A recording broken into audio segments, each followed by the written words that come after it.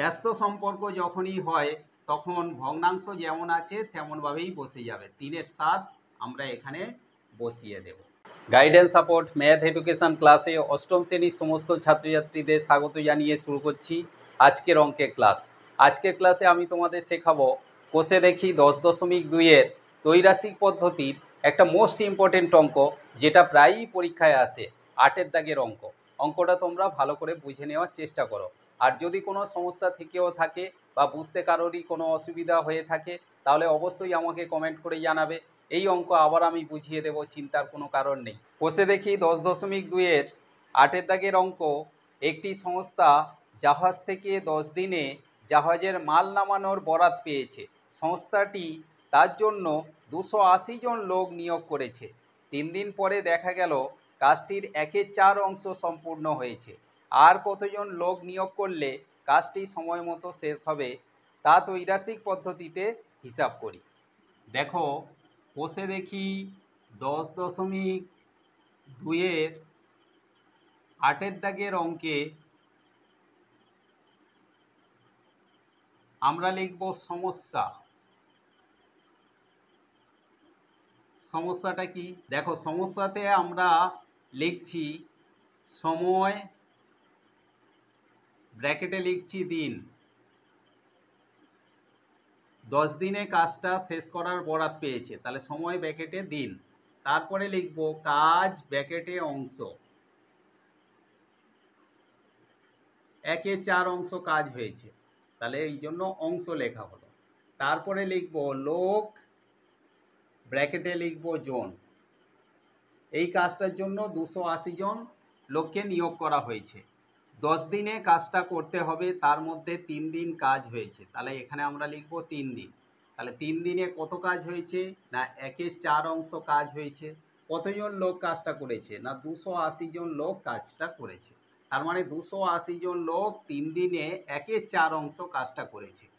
কাজটা করতে হবে মোট 10 দিনে, তার মধ্যে 3 দিন কাজ হয়ে গেছে, তাহলে আমরা বিয়োগ করে দেব। আর বাকি থাকলো কত দিন? না 7 দিন। এই 7 দিনে কত কাজ করতে হবে? মোট কাজ 1 অংশ, তার মধ্যে 1/4 অংশ কাজ হয়ে গেছে, মানে 4 ভাগের 1 ভাগ কাজ হয়ে গেছে। তাহলে বাকি আছে কত? 4/4 থেকে 1 বিয়োগ, এখানে হবে 3/4 অংশ। তাহলে এই কাজটা করতে মোট কতজন লোক লাগবে? তার মধ্যে 280 জন লোক আছে, বাকি লোককে নিয়োগ করতে হবে। ক্লিয়ারলি বুঝতে পারলে? চলো এখন আমরা দেখি যে এখানে আমরা 3টে জিনিসকে দেখতে পাচ্ছি, একটা সময়, আর একটা কাজ, আর একটা লোক। এখানে মনে করো আমাদের এই কাজটা নেই, মাঝখানেরটা নেই, আছে কি না সময় আর লোক। সময় দেখো 3 দিন থেকে 7 দিন হলো, মানে সময়টা বাড়লো। তাহলে বেশি দিনে কাজটা করতে হলে লোক কম লাগবে। কোনো একটা কাজ যদি 3 দিনের পরিবর্তে 7 দিন ধরে করা হয় তাহলে লোক তো কম লাগবে। তাহলে এখানে আমাদের কি হলো না সময় বাড়লো, লোক কমবে।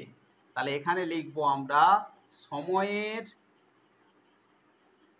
সঙ্গে লোকের কি সম্পর্ক? এখানে 3 থেকে 7 হয়েছে, তাহলে বেশি, আর এখানে লোক কি হবে না কম লাগবে। তাহলে এখানে বেশি, এখানে কম, সেই জন্য সময়ের সঙ্গে লোকের কি সম্পর্ক? না ব্যস্ত সম্পর্ক।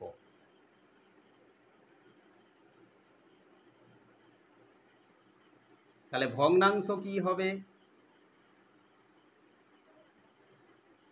ব্যস্ত সম্পর্ক যখনই হয় তখন ভগ্নাংশ যেমন আছে তেমনভাবেই বসে যাবে। 3-এর 7 আমরা এখানে বসিয়ে দেব। এরপরে মনে করো যে আমাদের এই সময়টা দেওয়া নেই, কাজটা আছে আর লোক আছে, এটা নেই। তাহলে 1/4 অংশ মানে কম কাজ, আর 3/4 অংশ মানে বেশি কাজ। তাহলে কম কাজ করতে এই লোকটা লেগেছে, তার থেকে বেশি কাজ করতে গেলে তাহলে আরও বেশি লোক লাগবে।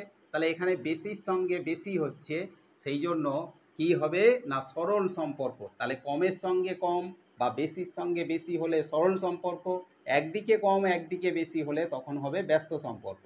আর ব্যস্ত সম্পর্ক যখন হবে ভগ্নাংশ যেমন আছে তেমনভাবে থেকে যাবে, এটা ওপরে এটা নিচে সেটাই থেকে গেল। আর যখন হবে সরল সম্পর্ক তখন ভগ্নাংশ উল্টে যাবে, নিচেরটা ওপরে ওপরেরটা নিচে। তাহলে আমরা লিখব কাজের সঙ্গে লোকের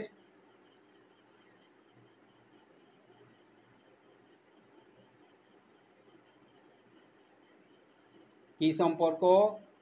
না সরল সম্পর্ক। এবারে লিখব ভগ্নাংশ হবে। তাহলে ভগ্নাংশটা কি হবে? যেহেতু সরল সম্পর্ক সেই জন্য ভগ্নাংশ উল্টে যাবে, অর্থাৎ 1/4 ভাগ 3/4। এটা হবে 3/4 ভাগ 1/4। এখানে এই যে 3/7, 3/7 মানে 3 ভাগ 7, এখানেও 3/4 বাই 1/4, তার মানে 3/4 ভাগ 1/4। এটাকে আমরা যদি ভগ্নাংশ করি কি হবে? না 3/4 যেমন আছে থেকে গেল, ভাগটা গুণ হয়ে গেল, আর 1/4 এটা উল্টে হবে 4/1। তাহলে ওপর নিচে 4 4 কেটে গেলে এখানে আমরা পাবো ভগ্নাংশ হিসাবে 3/1। এবারে আমরা লিখব নির্ণেয় লোক।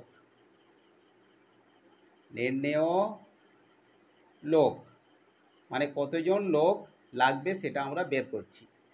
তাহলে এখানে এইটা বের করার জন্য 280 আছে লোক, তাহলে এখানে আমরা লিখব 280 গুণ প্রথম ভগ্নাংশ আছে 3/7, তাহলে এটা আমরা 3/7 বসিয়ে দেব, গুণ পরের ভগ্নাংশ আছে 3/1, তাহলে 3/1 এইভাবে বসালাম।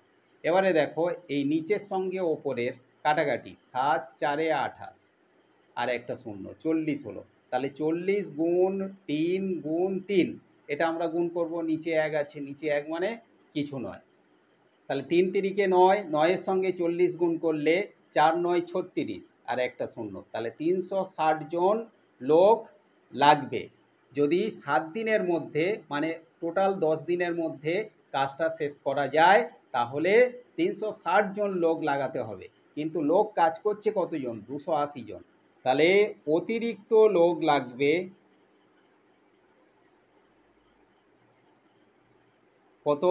না 360 জন মোট লাগবে, তার মধ্যে 280 জন আছে, তাহলে আমরা বিয়োগ করে দেব।